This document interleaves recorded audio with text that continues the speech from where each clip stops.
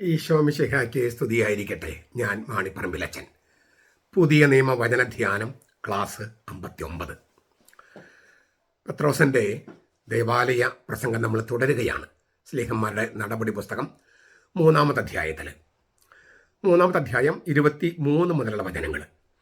ആ പ്രവാചകന്റെ വാക്ക് കേൾക്കാത്ത ഏവനും ജനത്തിൻ്റെ ഇടയിൽ നിന്ന് വിച്ഛേദിക്കപ്പെടും. മാത്രമല്ല, സാമുവേലും തുടർന്ന് സംസാരിച്ച പ്രവാചകന്മാരൊക്കെയും ഈ ദിവസങ്ങളെക്കുറിച്ച് പ്രസ്താവിച്ചിട്ടുണ്ട്. ഭൂമിയിലെ സകല കുടുംബങ്ങളും നിന്റെ സന്തതിയിൽ അനുഗ്രഹിക്കപ്പെടും എന്ന് ദൈവം അബ്രഹാമിനോട് അരുളി ചെയ്തുവല്ലോ. നിങ്ങൾ പിതാക്കന്മാരോട് ചെയ്ത ഉടമ്പടിയുടെയും പ്രവാചകന്മാരുടെയും മക്കൾ നിങ്ങൾ തന്നെ. ദൈവം തൻ്റെ ദാസനായ യേശുവിനെ എഴുന്നേൽപ്പിച്ച് ആദ്യമേ നിങ്ങൾക്ക് അയച്ചിരിക്കുന്നു. നിങ്ങൾ ഓരോരുത്തരെയും അവനവൻ്റെ അകൃത്യങ്ങളിൽ നിന്ന് പിന്തിരിപ്പിച്ച് നിങ്ങളെ അനുഗ്രഹിക്കാൻ വേണ്ടിയാണിത്. മോശെ പ്രവചിച്ച തന്നെ പോലൊരു പ്രവാചകൻ നിങ്ങളുടെ സഹോദരന്മാരുടെ ഇടയിൽ നിന്ന് അവൻ എഴുന്നേൽപ്പിക്കും എന്ന് നിയമാവർത്തന പുസ്തകത്തിൽ 18-ാമത്തെ അധ്യായം 15-ാമത്തെ വാക്യത്തിൽ പറഞ്ഞതിൻ്റെ വെളിച്ചത്തിലുള്ള കാര്യങ്ങളൊക്കെ നമ്മൾ കഴിഞ്ഞ ക്ലാസ്സിൽ കണ്ടു. ആ പ്രവാചകനെ അനുസരിക്കാത്ത ഏവനും വിച്ഛേദിക്കപ്പെടുമെന്നാണ്. അതായത് യേശു എന്ന അന്ത്യപ്രവാചകൻ, ഇനിയൊരു പ്രവാചകൻ, യേശുവിന് ശേഷം ഒരു പ്രവാചകൻ വരാനില്ലായിരുന്നു, വന്നിട്ടുമില്ല, വരേണ്ട കാര്യമില്ല. നമ്മളതെല്ലാം കഴിഞ്ഞ ക്ലാസ്സിൽ കണ്ടതാണ്. അതുകൊണ്ട് തന്നെ നമ്മൾ പറഞ്ഞിരുന്നു, യേശുവിൻ്റെ വെളിപാടിനെ കവച്ച് വയ്ക്കുന്ന തരത്തിലോ തകിടം മറിക്കുന്ന തരത്തിലോ ഏത് സ്വകാര്യ ദർശനങ്ങളെയും വെളിപാടുകളെയും ഉയർത്താൻ പാടില്ലെന്നും അത് സഭയുടെ വിശ്വാസത്തിന് നിക്ഷേപത്തിൻ്റെ ഔദ്യോഗിക ഭാഗമല്ലെന്നെല്ലാം നമ്മൾ കത്തോലിക്ക സഭയുടെ മതബോധനം 67-ാമത്തെ ഖണ്ഡം ഉപയോഗിച്ച് പറഞ്ഞിട്ടുള്ളതാണ്. അതുകൊണ്ട് ക്രിസ്തുവിൻ്റെ വെളിപാട്, ബൈബിളിലെ വെളിപാട്, തിരുവചനങ്ങളുടെ വെളിപാട് അതിനെ മാറ്റിമറിക്കുന്ന തരത്തിലോ കവച്ചു വയ്ക്കുന്ന തരത്തിലോ പാടില്ലെന്നാണ് പത്രോസിൻ്റെ പ്രസംഗം. അതായത് ദൈവം മോശയിലൂടെ പറഞ്ഞ ആ പ്രവാചകൻ, അതായത് മോശയേക്കാൾ വലിയ പ്രവാചകൻ, ദൈവം തന്നെ മനുഷ്യനായി വന്ന പ്രവാചകൻ, ആ പ്രവാചകനാണ് അന്തിമ വെളിപാട് നൽകിയിരിക്കുന്നത്. അതിനുശേഷം മറ്റൊരു ഔദ്യോഗിക വെളിപാടില്ല. അതുകൊണ്ട് ഒരു സ്വകാര്യ ദർശനവും ഈ വെളിപാടിനെ കവച്ചു വെക്കുന്നതോ മാറ്റിവെക്കുന്നതോ അല്ല. അത് ആര് പറഞ്ഞാലും അല്ല. അത് കത്തോലിക്ക സഭയുടെ പ്രബോധനമാണ്, ഔദ്യോഗിക പ്രബോധനമാണ് കത്തോലിക്ക സഭയുടെ മതബോധനം 67.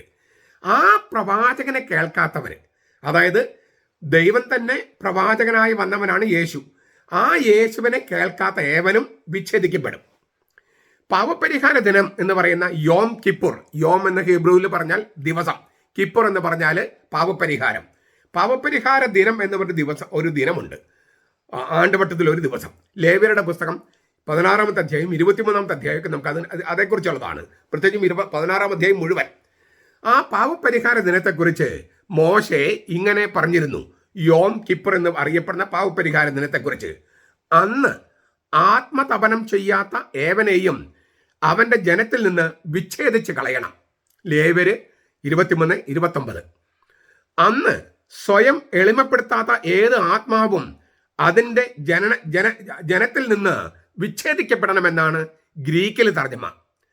ഞാൻ ഒന്നുകൂടി ഹീബ്രും ഗ്രീക്കും ഒന്ന് താരതമ്യം ചെയ്യാൻ വേണ്ടി പറയാണ്. അന്ന് ആത്മതപനം ചെയ്യാത്ത ഏവനെയും അവൻ്റെ ജനത്തിൽ നിന്ന് വിച്ഛേദിച്ച് കളയണം. അത് ഹീബ്രു. അതിൻ്റെ ഗ്രീക്ക് തർജ്ജമ സെപ്തുജിന്ത്, അന്ന് സ്വയം എളിമപ്പെടുത്താത്ത ഏത് ആത്മാവും അതിൻ്റെ ജനത്തിൽ നിന്ന് വിച്ഛേദിച്ച് കളയണം. ജനങ്ങൾക്ക് വേണ്ടി, ജനങ്ങളുടെ പാപങ്ങൾക്ക് പരിഹാരം ചെയ്ത ഉത്ഥിതനെക്കുറിച്ചുള്ള സ്ലീഹന്മാരുടെ കെരിഗ്മ, ശ്ലൈഹിക കെരിഗ്മ സ്വീകരിച്ച് പാപത്തെക്കുറിച്ച് എളിമയോടെ പശ്ചാത്തപിച്ച് ആത്മതപനം ഉള്ളിൽ ചൂട് വേണമെന്ന ചൂട്, ആത്മാവിൽ അഗ്നി ഉണ്ടാകണം. അതായത് ഈ സ്ലീഹന്മാരുടെ കെരിഗ്മ, പത്രോസിന്റെ പ്രസംഗം, ഈ കെരിഗ്മ, പൗലോസിന്റെ കെരിഗ്മ, ആ സുവിശേഷ പ്രഘോഷണം, അത് സ്വീകരിച്ച് പാപത്തെക്കുറിച്ച് എളിമയോടെ പശ്ചാത്തപിച്ച്, അതാണ് ഈ ആത്മതപനം. ഉള്ളില് ചൂടോടുകൂടി ചെയ്യുകയാണത്, ആത്മാവിൽ അഗ്നിയോടുകൂടി ചെയ്യാണ്. അങ്ങനെ ചെയ്യാത്തവര് രക്ഷ പ്രാപിക്കുന്ന ജനത്തിൽ നിന്നും വിച്ഛേദിക്കപ്പെടുമെന്നാണ് പത്രോസ് വ്യക്തമാക്കുന്നത്. വളരെ ഗൗരവമായ ഒരു പ്രബോധനമാണിത്. സ്ലീഹന്മാരുടെ കെരിഗ്മ, ആ കെരിഗ്മയാണ് ആദ്യം രൂപപ്പെട്ടത്, പിന്നീടാണ് അതിൽ നിന്നും എഴുതപ്പെട്ടത്. ആ കെരിഗ്മ ഇല്ലേ, വാമൊഴിയായി നൽകപ്പെട്ട കെരിഗ്മ, അതിൽ കുറെ കാര്യങ്ങൾ എഴുതപ്പെട്ടു. ചില കാര്യങ്ങളും സഭയിൽ പാരമ്പര്യമായി നിലനിന്നു. ആ കെരിഗ്മ സ്വീകരിക്കുകയും പാപത്തെക്കുറിച്ച് എളിമയോടെ ആത്മതപനം ചെയ്യുകയും ചെയ്യുന്നില്ലെങ്കിൽ രക്ഷ പ്രാപിക്കുന്ന ജനത്തിൽ നിന്നും അവർ വിച്ഛേദിക്കപ്പെടും. ലവുദീക്കയിലെ സഭയോട് ഉത്ഥിതനായ കർത്താവ് അതിൻ്റെ മെത്രാനോട് പറയുന്നുണ്ട്, നിന്റെ സഭയിൽ കുറെ പേര് ചൂടോ തണുപ്പോ ഇല്ലാത്തവരാണ്. ചൂടുമില്ല തണുപ്പില്ല, ഞാൻ അവരുടെ വായിൽ തുപ്പിക്കളയുമെന്നാണ് കർത്താവ് പറയണേ. തുപ്പിക്കളയും ഞാൻ. ചൂടോ തണുപ്പോ ഇല്ലാത്ത അവിടുത്തെ മെത്രാനോട് പറയണേ, നിന്റെ സഭയിൽ നീ അടക്കമുള്ളവരിൽ ചൂടോ തണുപ്പോ ഇല്ലെങ്കിൽ നിന്നെ ഞാൻ എൻ്റെ വായിൽ തുപ്പിക്കളയും. ചൂട് വേണം, കർത്താവിനെ പ്രതി ചൂട് വേണം, സുവിശേഷത്തെ പ്രതി ചൂട് വേണം, സ്ലൈഹിക് കെരിഗ്മയെക്കുറിച്ച് ചൂട് വേണം. ഇങ്ങനെ ചൽത്താഹെ എന്ന് പറഞ്ഞിട്ട് ഇങ്ങനെ ഇല്ലേ, അങ്ങനെ പോകട്ടെ, പോകുന്നിടത്തോളം പോകട്ടെ എന്ന മട്ടിൽ ജീവിക്കുന്നത് അതൊന്നും കർത്താവിന് ചേർന്ന രീതിയല്ല. ഇതാണ് പത്രോസ് വ്യക്തമാക്കണേ. അപ്പോൾ യേശുവിനെ കേൾക്കാത്ത ഏവനും കെരിഗ്മ സ്വീകരിക്കാത്ത ഏവനും അങ്ങനെ പാപത്തെക്കുറിച്ച് പശ്ചാത്തപിക്കാത്ത ഏവനും ആത്മതപനം ഇല്ലാത്തവനാണ്, അവനെ രക്ഷിക്കപ്പെടുന്ന ജനത്തിൽ നിന്നും വിച്ഛേദിച്ച് കളയുമെന്നാണ് പത്രോസ് പറയണേ. എന്നിട്ട് അദ്ദേഹം പറയാണ്, സാമുവേലും തുടർന്ന് സംസാരിച്ച പ്രവാചകന്മാരൊക്കെയും ഈ ദിവസങ്ങളെക്കുറിച്ച് പ്രസ്താവിച്ചിട്ടുണ്ട്. നിങ്ങൾ കഴിഞ്ഞ ക്ലാസ്സും കഴിഞ്ഞതിന് മുമ്പിലത്തെ ക്ലാസ്സും നോക്കിയാൽ 3 വാക്കുകൾ. ഒന്ന് നമ്മൾ കാലങ്ങളെക്കുറിച്ച്, കൈറോസ് കാലങ്ങൾ. പിന്നെ നമ്മൾ കഴിഞ്ഞ ക്ലാസ്സിൽ കണ്ടു സമയങ്ങൾ, ക്രോണോയി. കൈറോസ് സിംഗുലർ, കൈറോയ് ബഹുവചനം. ക്രോണോസ് സിംഗുലർ, ക്രോണോയ് ബഹുവചനം. കാലങ്ങളെക്കുറിച്ചും സമയങ്ങളെക്കുറിച്ചും എന്ന 2 കാര്യങ്ങളും കഴിഞ്ഞ 2 ക്ലാസ്സിലായിട്ട് നമ്മൾ കേട്ടു. ഇന്ന് പറയുന്നത് ദിവസങ്ങളെക്കുറിച്ച്. അതിന് ഉപയോഗിച്ചിരിക്കുന്ന ഗ്രീക്ക് വാക്ക് ഹേമറ എന്നാണ്. ഹേമറ എന്ന അതിൻ്റെ ബഹുവചനമാണ് ഇവിടെ ഉപയോഗിച്ചിരിക്കുന്നത്, ഹേമറ. അപ്പോൾ മുൻപ് സൂചിപ്പിച്ചത് സമാശ്വാസത്തിന്റെ കാലങ്ങൾ, കൈറോയ് 3:20. പിന്നെ വീണ്ടെടുപ്പിന്റെ സമയങ്ങൾ, ക്രോണോയ് 3:21. അപ്പോൾ സമാശ്വാസത്തിന്റെ കാലങ്ങൾ കൈറോയ് 3:20, വീണ്ടെടുപ്പിന്റെ സമയങ്ങൾ ക്രോണോയ് 3:21. ആ സമാശ്വാസത്തിന്റെ കാലങ്ങളെയും വീണ്ടെടുപ്പിന്റെ സമയങ്ങളെയും പ്രവാചകന്മാർ വിശേഷിപ്പിച്ചത് മിശിഹായുടെ ദിവസങ്ങൾ എന്നാണ്. ഹെമറായി, മിശിഹായുടെ ദിവസങ്ങൾ. കർത്താവിന്റെ ദിനം എന്ന് പറഞ്ഞിട്ട് നമ്മൾ പഴയ നിയമത്തിൽ കാണുന്ന പലപ്പോഴും കാണുന്ന ഒരു സംഗതിയുണ്ട്. അതിന് 2 അർത്ഥമാണ് ശരിക്കുള്ളത്. ഒന്ന്, വിശ്വസിച്ച് ആ വിശ്വാസത്തിനനുസരിച്ച് ജീവിക്കുന്നവർക്ക്, പ്രവർത്തിക്കുന്നവർക്ക് അത് രക്ഷയുടെ ദിവസമായിരിക്കും. മിശിഹായുടെ ദിനം, കർത്താവിന്റെ ദിനം രക്ഷയുടെ ദിവസമായിരിക്കും. കർത്താവിൽ വിശ്വസിക്കാതെയും അതിനനുസരിച്ച് ജീവിക്കാതെയും ഇരിക്കുന്നവർക്ക് അത് ശിക്ഷാവിധിയുടെ ദിവസമായിരിക്കും. അപ്പൊ കർത്താവ് വരുന്നത് വിശ്വസിക്കുന്നവർക്ക് രക്ഷയായിട്ടും വിശ്വസിക്കാത്തവർക്ക് ശിക്ഷയുമായിട്ടാണ്. ഈ ശിശു അനേകരുടെ ഉയർച്ചയ്ക്കും കുറെ പേരുടെ തകർച്ചയ്ക്കുമായി സ്ഥാപിക്കപ്പെട്ടിരിക്കുന്നു, നിയമിക്കപ്പെട്ടിരിക്കുന്നു. എല്ലാവരും രക്ഷ പ്രാപിക്കണമെന്നാണ് ദൈവത്തിന്റെ ആഗ്രഹം. പക്ഷെ നമുക്ക് സ്വാതന്ത്ര്യമുണ്ട് രക്ഷ പ്രാപിക്കണോ തീരുമാനിക്കാൻ. രക്ഷ പ്രാപിക്കാൻ തീരുമാനിച്ചാൽ കൃപയാലാണ് രക്ഷിക്കപ്പെടുക. പക്ഷെ നമ്മുടെ തീരുമാനം വേണം. അപ്പോൾ എല്ലാവരും രക്ഷ പ്രാപിക്കണമെന്നാണ് ദൈവത്തിന്റെ ആഗ്രഹമെങ്കിലും ഞാൻ രക്ഷ പ്രാപിക്കേണ്ട കാര്യമില്ല എന്നുള്ള മട്ടിൽ അഹങ്കാരത്തോടെ നടന്നാൽ, ധാർഷ്ട്യവും ഒക്കെ ഉണ്ടായാൽ നമുക്ക് ഈ രണ്ട് പേര് സർവശക്തരാന്ന് പറയുക. ദൈവം സർവശക്തനാണ് നൽകാൻ, നമ്മൾ സർവശക്തരാണ് നിരാകരിക്കാനോ സ്വീകരിക്കാനോ. അപ്പോൾ എളിമയുള്ള ആത്മാവ് സർവശക്തിയുള്ള ആത്മാവ് എന്ന് പറയും, സ്വീകരിക്കാൻ. ദൈവം കൊടുക്കാൻ സർവശക്തിയുള്ളവനാണ്, നമ്മൾ സ്വീകരിക്കാൻ സർവശക്തിയുള്ളവരാണ്. പക്ഷേ നിരാകരിക്കാനുള്ള സ്വാതന്ത്ര്യം നമുക്കുണ്ട്. അതുകൊണ്ടാണ് ഈ വിച്ഛേദിക്കപ്പെടുന്ന ഒരു അവസ്ഥയെക്കുറിച്ച് പറയുന്നത്. ഒരു കാര്യം കൂടി പറയുകയാണ് പത്രോസ്, ഭൂമിയിലെ സകല കുടുംബങ്ങളും നിന്റെ സന്തതിയിൽ അനുഗ്രഹിക്കപ്പെടുമെന്ന് അബ്രഹാമിനോട് അരുളി ചെയ്തിരുന്നു. നിങ്ങളുടെ പിതാക്കന്മാർ ചെയ്ത ഉടമ്പടിയുടെയും പ്രവാചകന്മാരുടെയും മക്കള് നിങ്ങളാണ്. ആര്? പത്രോസിന്റെ പ്രസംഗം കേൾക്കുന്ന യഹൂദന്മാര്. അബ്രഹാമിനോട് സത്യം ചെയ്ത് ഉറപ്പിച്ച ഉടമ്പടിയിലേക്കാണ് പത്രോസ് കൈ ചൂണ്ടണേ. ആദ്യം ദൈവമായ കർത്താവ് അബ്രഹാമിന് വാഗ്ദാനം കൊടുത്തു. പിന്നെ ആ വാഗ്ദാനം സത്യം ചെയ്ത് ഉറപ്പിച്ച ഉടമ്പടിയാക്കി കുറച്ചും കൂടി അതിനെ ഉയർത്തി. അത് ഉൽപ്പത്തി പുസ്തകം 22-ാം അധ്യായം 18-ാമത്തെ വാക്യത്തിലാണ്. അപ്പോൾ നിന്റെ സന്തതിയിൽ ഭൂമിയിലെ സകല കുടുംബങ്ങളും അനുഗ്രഹിക്കപ്പെടും. ലോകത്തെ മുഴുവൻ അനുഗ്രഹിക്കാനുള്ള ഉപകരണമായിട്ട് അബ്രഹാമിന്റെ സന്തതിയെ തെരഞ്ഞെടുത്തിരിക്കുന്നുവെന്ന് ദൈവം അവനോട് ശപഥം ചെയ്ത് പറഞ്ഞിരുന്നു. ആ അബ്രഹാമിന്റെ അഭിഷേക പുത്രൻ അത് ഈശോയാണ്. ആ ഈശോയാണ് അബ്രഹാമിൽ ഭൂമിയിലെ സകല കുടുംബങ്ങളും അനുഗ്രഹിക്കപ്പെടും എന്ന ദൈവത്തിന്റെ വാഗ്ദാനം നിവൃത്തിയാക്കിയത്, നിറവേറ്റുന്നത് ഈശോയാണ്. ഈശോ നിറവേറ്റിയത് 2 കാര്യങ്ങൾ ചെയ്തുകൊണ്ടാണ്. ഒന്ന്, ആദ്യം ഇസ്രായേലിന് ജീവൻ കൊടുത്തു. ഇസ്രായേലിന് ജീവൻ കൊടുത്തു. അതാണ് ഈ 5:31 പറയണേ. ഈ സ്ലീഹന്മാരുടെ നടപടി 5:31 പറയുന്നുണ്ട്. ഇവിടെയും പറയുന്നുണ്ട്, ഭൂമിയിൽ സകല കുടുംബങ്ങളും നിന്റെ സന്തതിയിൽ അനുഗ്രഹിക്കപ്പെടുന്നു എന്ന് അബ്രഹാമിന് അരുളി ചെയ്തുവല്ലോ. നിങ്ങളുടെ പിതാക്കന്മാരുടെ ചെയ്ത ഉടമ്പടിയുടെയും പ്രവാചകന്മാരുടെയും മക്കൾ നിങ്ങൾ തന്നെ. അപ്പോൾ ഇസ്രായേലിന്, തെരഞ്ഞെടുക്കപ്പെട്ട ഇസ്രായേൽ ജനത്തിന് ജീവൻ വീണ്ടെടുത്ത് കൊടുക്കുന്നതിലൂടെയാണ് ഈ അബ്രഹാമിൽ ഭൂമിയിൽ സകല കുടുംബങ്ങളും അനുഗ്രഹിക്കപ്പെടും എന്നുള്ള വാഗ്ദാനം ഈശോ നിറവേറ്റുന്ന ഒരു വിധം ഇസ്രായേലിന് ജീവൻ വീണ്ടെടുത്ത് കൊടുക്കുന്നു. 2, ഈ ഇസ്രായേലിൽ നിന്നുള്ള വിശ്വാസികൾ ഉപയോഗിച്ച് ലോകമാസകലമുള്ള വിജാതിയർക്ക് സുവിശേഷം കൊടുത്ത് അനുഗ്രഹിക്കുന്നതിലൂടെ. അതാണ് സ്ലീഹന്മാരെ നടപടി പുസ്തകം 15-ാമത്തെ അധ്യായം യെരൂശലേം സൂനോദോസിൽ എടുക്കുന്ന തീരുമാനം. അപ്പൊ ദൈവത്തിന്റെ പദ്ധതി നോക്കിയാൽ, ദൈവം ഇസ്രായേലിനെ തെരഞ്ഞെടുത്തു. കാരണം അവർക്കാണ് ദൈവം ഏകനാണ്, ഏകസത്യ ദൈവമാണ് ആദ്യം തിരിച്ചറിഞ്ഞത് ഇസ്രായേലാണ്. ആ തെരഞ്ഞെടുക്കപ്പെട്ട ജനത്തെ വീണ്ടെടുത്ത് ജീവൻ കൊടുക്കുകയാണ് കർത്താവ് ചെയ്ത ഒന്നാമത്തെ കാര്യം, വാഗ്ദാനം നിറവേറ്റാൻ, അബ്രഹാമിന് കൊടുത്ത വാഗ്ദാനം നിറവേറ്റാൻ. 2, ആ തെരഞ്ഞെടുക്കപ്പെട്ട ജനത്തിലൂടെ, ആദിമസഭയിലെ എല്ലാം യഹൂദന്മാരായിരുന്നല്ലോ, നമ്മുടെ തോമാസ് ലീഗ് അടക്കമുള്ളവര്, ആ തെരഞ്ഞെടുക്കപ്പെട്ട ജനത്തിലൂടെ ലോകത്തുള്ള സകല മനുഷ്യർക്കും, പുറജാതിക്കാർക്ക്, അന്യമതസ്ഥർക്ക്, അതിന് വിജാതിയർന്ന് ഉപയോഗിക്കുന്ന വാക്ക്, വിജാതിയർന്ന് വെച്ചാൽ അന്യജാതിക്കാർ മാത്രമല്ല, അന്യമതസ്ഥരെ എല്ലാം, അവർക്കെല്ലാം സുവിശേഷം കൊടുത്ത് അനുഗ്രഹിക്കുന്നതിലൂടെ. ഈ 2 കാര്യങ്ങളിലൂടെയാണ് അബ്രഹാമിന് നൽകപ്പെട്ട വാഗ്ദാനം, അബ്രഹാമിന്റെ സന്തതിയായ മത്തായി 1:1 ഈശോ നിറവേറ്റുന്നത്. 26-ാമത്തെ വാക്യം കൂടി പറഞ്ഞ് നമുക്ക് അവസാനിപ്പിക്കാം. ദൈവം തന്റെ ദാസനായ യേശുവിനെ എഴുന്നേൽപ്പിച്ച് ആദ്യമേ നിങ്ങൾക്ക് അയച്ചിരിക്കുന്നു. നിങ്ങൾ ഓരോരുത്തരെയും അവനവന്റെ അകൃത്യങ്ങളിൽ നിന്ന് പിന്തിരിപ്പിച്ച് നിങ്ങൾ അനുഗ്രഹിക്കാൻ വേണ്ടിയാണിത്. എഴുന്നേൽപ്പിച്ച്, ദൈവം തന്റെ ദാസനായ യേശുവിനെ എഴുന്നേൽപ്പിച്ച്. രണ്ട് അർത്ഥങ്ങൾ ഇങ്ങനെ കുത്തി നിറച്ച് വെച്ചിരിക്കുന്ന ഒരു വാക്കാണ് എഴുന്നേൽപ്പിച്ച്. അല്ലെങ്കിൽ രണ്ട് പൊരുളുകൾ ഇങ്ങനെ ഇടചേർത്ത് നെയ്തെടുത്തിരിക്കുകയാണ് പത്രോസ്. ഒന്ന്, മോശയുടെ വചനമാണ്, നമ്മൾ കഴിഞ്ഞ ക്ലാസ്സിലെ കണ്ടത്.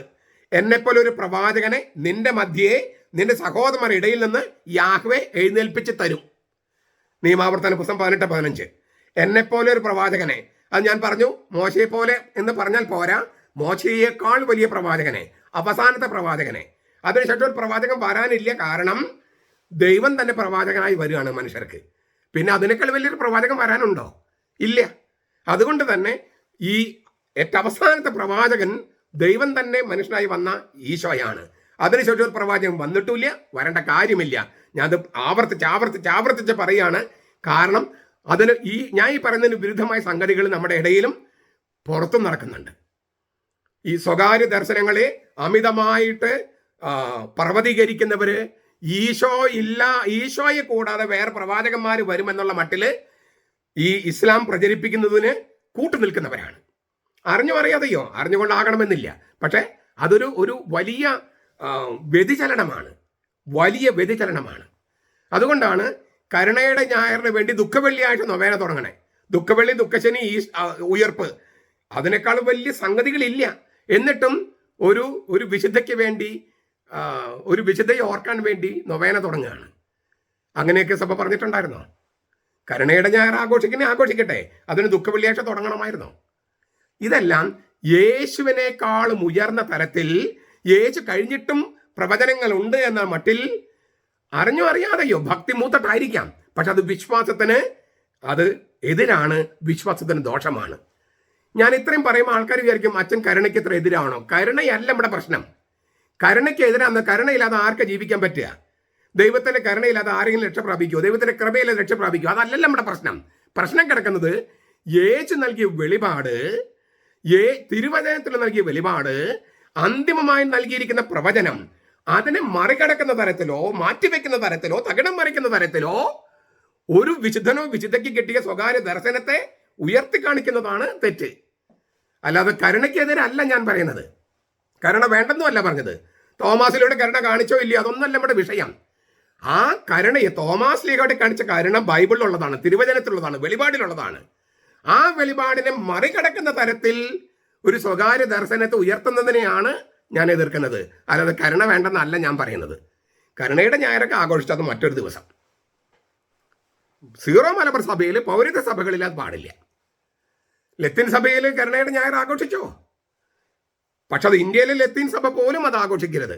കാരണം ഓരോ രാജ്യത്തിനും ഏതെല്ലാം വിശുദ്ധരുടെ ആഘോഷിക്കേണ്ട ലിസ്റ്റ് ഉണ്ട്. ഇന്ത്യയിൽ ഈ യേശുവിന് നേരിട്ടുള്ള അപ്പസ്തോലം വന്നിട്ടുള്ളത് കൊണ്ട് ലത്തീൻ സഭയും കരുണയുടെ ഞായർ മറ്റൊരു ദിവസമാണ് ആചരിക്കേണ്ടത്. ദുഃഖവെള്ളിയാഴ്ച മംഗളവാർത്ത തിരുനാൾ വന്നാൽ മംഗളവാർത്ത തിരുനാൾ നിങ്ങൾ വേറെ ദിവസമല്ലേ ആഘോഷിക്കണേ? ദുഃഖവെള്ളിയാഴ്ച അല്ലല്ലോ. അതുപോലെ തന്നെയാണ് ഇതും. അത് ഇന്ത്യയിലെ ലത്തീൻ മെത്രാന്മാരും അതേക്കുറിച്ച് ബോധവാന്മാരാകണം, അച്ഛന്മാരും ബോധവാന്മാരാകണം ഞാൻ പറഞ്ഞത്. ഞാനത് പറയുന്നതിന് കാരണം വെച്ചാൽ ഈ എന്നെപ്പോലെ ഒരു പ്രവാചകനെ നിങ്ങളുടെ മധ്യേ നിങ്ങൾ സഹോദരന്മാരുടെ ഇടയിൽ നിന്ന് യാഗം എഴുന്നേൽപ്പിച്ചതര എന്ന് പറഞ്ഞത് മോശ പറഞ്ഞ തിരുവചനം യേശുവിൽ പൂർത്തിയായി. അന്തിമ പ്രവാചകൻ യേശുവാണ്, അന്തിമ വെളിപാട് യേശുവാണ്. അതുകൊണ്ടാണ് ഞാൻ ആവർത്തിച്ച് പറയുന്നത്. പത്രോസിന്റെ പ്രസംഗമാണ്, തിരുവചനമാണ്, നിങ്ങളുടെ ബൈബിളിലുള്ള തിരുവചനം. ഞാൻ അത് മാത്രമേ പറയുന്നുള്ളൂ. തിരുവചനത്തോട് വിശ്വസ്തത പുലർത്താനാണ് ഞാൻ പറയുന്നത്. അപ്പോൾ ഇതാണ് എഴുന്നേൽപ്പിച്ചെന്ന വാക്കിന് മോശയുടെ പ്രവചനം നിവൃത്തിയായെന്നാണ് പത്രോസ് പറയണേ. എന്നെപ്പോലെ ഒരു പ്രവാചകനെ നിന്റെ മധ്യേ നിങ്ങളുടെ സഹോദരന്റെ ഇടയിൽ നിന്ന് യാഹു എഴുന്നേൽപ്പിച്ച് തരും. ആ എഴുന്നേൽപ്പിക്കൽ നടന്നു യേശുവിന്റെ കാര്യത്തിൽ എന്നാണ് ഒരു അർത്ഥം. രണ്ട്, ഈ പത്രോസ് ഉപയോഗിച്ച ഗ്രീക്ക് വാക്ക് അനിസ്തമി എന്നാണ്. അനിസ്തമി അത് തിരുവത്താനത്തിന് ഉപയോഗിക്കുന്നതാണ്, മരിച്ചവരുടെ ഇടയിൽ നിന്ന് എഴുന്നേൽപ്പിക്കുന്നതിന് ഉപയോഗിക്കുന്നതാണ്. അപ്പോൾ നിന്റെ മധ്യേ നിന്റെ സഹോദരന്റെ ഇടയിൽ നിന്ന് ഒരു പ്രവാചകനെ എഴുന്നേൽപ്പിക്കുമെന്ന് ഒരു വാക്കുണ്ട്. പക്ഷെ ഉപയോഗിച്ച ഗ്രീക്ക് വാക്ക് അനിസ്തമിയാണ്. അത് തിരുവുത്ഥാനത്തിന് ഉപയോഗിക്കുന്നതാണ്. യാഹ്വേ എഴുന്നേൽപ്പിക്കുകയാണ്. ആരെ? തൻ്റെ ദാസനായ, അതായത് തൻ്റെ പുത്രൻ ദാസനായി വന്ന ഭൂമിയിൽ അവനെ മരിച്ചവരിരുന്ന് എഴുന്നേൽപ്പിക്കുകയാണ്. ഇത് വളരെ പ്രധാനപ്പെട്ടതാണ്. യാഹ്വേ എഴുന്നേൽപ്പിക്കുമെന്നാണ് ഇല്ലേ? അങ്ങനെയല്ലേ പറഞ്ഞത്? തൻ്റെ ദാസനായ യേശുവിനെ എഴുന്നേൽപ്പിച്ച് ആരെ എഴുന്നേൽപ്പിച്ചു? ദൈവമായ കർത്താവ്, ദൈവമായ പിതാവ്. എങ്ങനെ? പരിശുദ്ധാത്മാവിനെ അയച്ച്. അപ്പൊ യേശു ഉയർത്തെഴുന്നേറ്റു എന്ന തിരുവചനമുണ്ട്, യേശു ഉയർപ്പിക്കപ്പെട്ടു, എഴുന്നേൽപ്പിക്കപ്പെട്ടു എന്ന തിരുവചനമുണ്ട്. പത്രോസ് അതാണ് ഉപയോഗിക്കുന്നത്, എഴുന്നേൽപ്പിച്ചു. ദൈവമായ പിതാവ് പരിശുദ്ധ റൂഹായെ അയച്ച് തൻ്റെ പുത്രൻ തമ്പുരാനെ മരിച്ചവരുടെ ഇടയിൽ നിന്ന് എഴുന്നേൽപ്പിച്ചു. അപ്പൊ ദൈവം, പരിശുദ്ധ റൂഹ, പുത്രൻ തമ്പുരാൻ, ഈ മൂന്ന് പരിശുദ്ധ മൂന്നാളുടെയും പ്രവൃത്തി, ഇത് മൂന്നും ഒരുമിച്ച് ചിത്രീകരിച്ചിരിക്കുന്ന സംഗതിയാണ് മാർത്തോമാ ശ്ലീഹ. കുരിശ് ജീവന്റെ വൃക്ഷമായിട്ട് അതിങ്ങനെ ജീവന്റെ വൃക്ഷം ഇങ്ങനെ പുഷ്പിക്കുന്ന അതല്ല ജീവന്റെ വൃക്ഷം, കുരിശാണ് ജീവന്റെ വൃക്ഷം, വൃക്ഷം പുഷ്പിക്കുന്നത് പോലെ അവതരിപ്പിച്ചിരിക്കുകയാണ് മാർത്തോമാ ശ്ലീഹ. പരിശുദ്ധാത്മാവിനെ അയച്ചിരിക്കുന്നു. ദൈവമായ കർത്താവ് യേശുവിനെ ഉയർപ്പിച്ചു. അവൻ ശരീരത്തിൽ ഉയർപ്പിക്കപ്പെട്ടത് കൊണ്ട് ആ കുരിശിൽ അവൻ്റെ ശരീരമില്ല. അവൻ പുതിയ ജനസിലുള്ള ശരീരത്തിലേക്ക് അവൻ ഉയർപ്പിക്കപ്പെട്ടു. അപ്പോൾ പരിശുദ്ധാത്മാവ്, ദൈവമായ പിതാവ് പരിശുദ്ധ റൂഹായെ അയച്ച് യേശുവിനെ എഴുന്നേൽപ്പിച്ചു. അനിസ്തമി എന്ന വാക്ക് ഈ പത്രോസിന്റെ പ്രസംഗം അപ്പാടെ ഒരു ചിത്രരൂപത്തില്, പ്രതീകാത്മക രൂപത്തില്, ഒരു ചിഹ്ന രൂപത്തിൽ അവതരിപ്പിച്ചിരിക്കുകയാണ് മാർത്തോമാ ശ്ലീഹ. ഇത് ജോൺ പോൾ രണ്ടാമൻ മാർപ്പാപ്പ പറഞ്ഞത്, നിങ്ങൾ ഏറ്റവും പൗരാണികതയുള്ള സഭയാണ് എന്ന് ലോകത്തിന് മുമ്പിൽ ചിത്രീകരിക്കാൻ പറ്റുന്ന വളരെ നല്ല ചിഹ്നമാണ് മാർത്തോമാ ശ്ലീഹ എന്നാണ് വിശുദ്ധ ജോൺ പോൾ രണ്ടാമൻ മാർപ്പാപ്പ പറഞ്ഞത്. നിങ്ങളുടെ സഭയുടെ തനത് പൗരാണികത സ്ഥാപിക്കാൻ പറ്റിയ ഏറ്റവും മനോഹരമായ ചിഹ്നമാണ്. അതിനെയാണ് നമ്മുടെ എറണാകുളത്തെ സീറോ മലബാർ എന്ന് പറയുന്ന പൗരസ്ത്യരെന്ന് പറയുന്നവർ തന്നെ ഇതിനെ വളരെ മോശം വാക്കുകൾ ഉപയോഗിച്ച് മാർത്തോമാ ശ്ലീഹായെ അപമാനിക്കുന്നത്. ക്ലാവർ കുരിശെന്നും താമരക്കുരിശെന്നും പിന്നെ അങ്ങനെ ഒരുപാട് കാര്യങ്ങൾ എന്നെല്ലാം പറഞ്ഞ് അവര് ദൈവനിന്ദ നടത്തുകയാണ്. ദൈവനിന്ദ, ബ്ലാസ്ഫമി. കർത്താവ്, ഈ ശ്ലീഹ എന്ന് പറഞ്ഞാൽ കർത്താവെന്നും അല്ലേ, തടിയെന്നും തടിയിൽ തൂങ്ങപ്പെട്ടവനെന്നുണ്ട്, കർത്താവ് അർത്ഥമുണ്ട്. ആ കർത്താവിനെയാണ് ദൈവനിന്ദ ഈ നടത്തുന്നത്. അതും പൗരത്വ സഭയിൽപ്പെട്ടവര്. സീറോ മലബാർ, സീറോ എന്ന് വെച്ചാൽ സുറിയാനി സഭയിൽപ്പെട്ടവര് സുറിയാനി പാരമ്പര്യങ്ങളെ, കർത്താവിനെ ഇതുപോലെ നിന്ദിക്കുമ്പോൾ അത് ശരിക്കും ദൈവനിന്ദയാണ്. വളരെ ഗൗരവമായ പാപമാണ്. കുമ്പസാരിച്ച് പാപമോചനം നേടി പിന്നെ ഒരിക്കലും പാപം ആവർത്തിക്കില്ലെന്ന് പറഞ്ഞ് ഏറ്റുപറയേണ്ട ഒരു പാപമാണ് ഈ ദൈവനിന്ദ. അത് ചെയ്യുന്നവരെ തിരിച്ചറിയുന്നുണ്ടോ ഇല്ലെന്ന് നമുക്ക് അറിഞ്ഞുകൂടാ. നമുക്ക് കർത്താവിനോടൊപ്പം പ്രാർത്ഥിക്കാം. പിതാവേ, അവരോട് ക്ഷമിക്കണമേ, അവരെന്താണ് ചെയ്യുന്നവർക്ക് അറിഞ്ഞുകൂടാ. ഞാൻ ആവർത്തിക്കട്ടെ, ഈ ശ്ലൈഹിക കരിക്മ സ്വീകരിച്ച് പാപങ്ങളെക്കുറിച്ച് പശ്ചാത്തപിച്ച് ആത്മതപനം ചെയ്യുന്നില്ലെങ്കിൽ രക്ഷിക്കപ്പെട്ട സമൂഹത്തിൽ നിന്നും അവരും നമ്മളും വിച്ഛേദിക്കപ്പെടും. അങ്ങനെ സംഭവിക്കാതിരിക്കട്ടെ. നമ്മുടെ കർത്താവ് യേശു മിശിഹായുടെ കൃപയും പിതാവായ ദൈവത്തിന്റെ സ്നേഹവും പരിശുദ്ധാത്മാവിന്റെ സഹവാസവും നാം എല്ലാവരോടും കൂടി ഉണ്ടായിരിക്കട്ടെ, ഇപ്പോഴും എപ്പോഴും എന്നേക്കും. ആമേൻ.